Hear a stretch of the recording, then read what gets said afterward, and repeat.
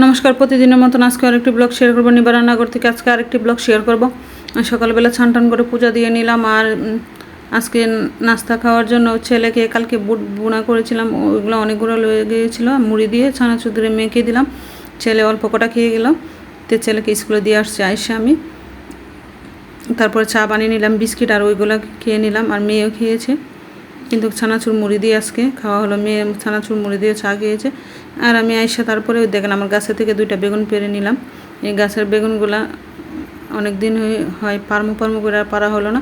তো কালকে মাছ নিয়ে আসছিলো আপনার ভাইয়ে, তো আজকে মাছ দিয়ে মাছের তেল দিয়ে রান্না করব, বেগুন ভাজি করবো আর কি। মাছের তেল দিয়ে বেগুন ভাজি খেতে অনেক ভালো লাগে। আর বাসায় এমনি 3-4টা বেগুন আছে, ওই বেগুনগুলো তরকারিতে দিয়ে দেবো।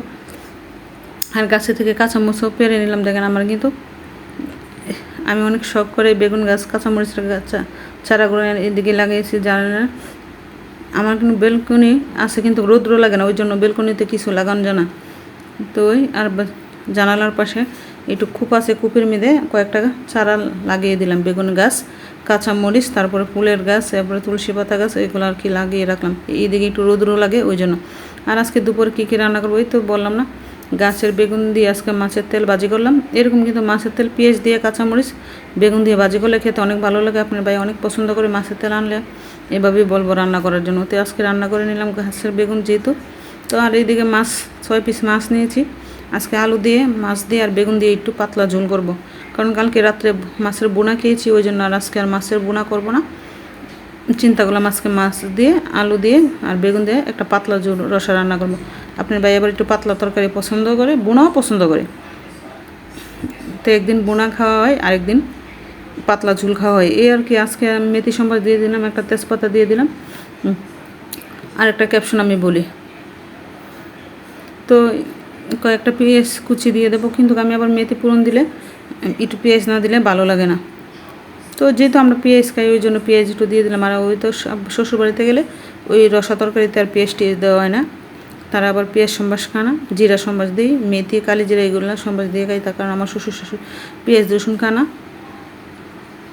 তো আমরা তো পেঁয়াজ খাই, ওই জন্য আমি একটু মেথি তরকারির মধ্যে একটু পেঁয়াজ দিলে ফ্লেভারটা একটু ভালো লাগে, খেতে একটু ভালো লাগে।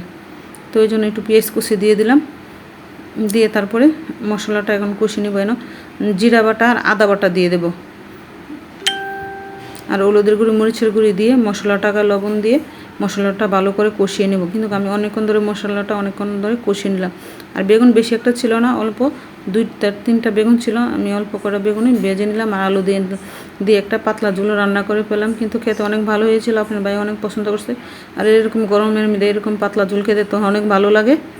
প্লিজ ভালো লাগলে লাইক শেয়ার করবেন, ফেসবুক ফলোয়ার দিয়ে রাখবেন, ইউটিউবে সাবস্ক্রাইব করে দেবেন। প্লিজ আমার ভিডিওগুলো একটু শেয়ার করে দেন। আজকে এই পর্যন্ত, এই ছিল আজকে দুপুরে রান্নাবান্না। দেখেন কালকের ডাল ছিল,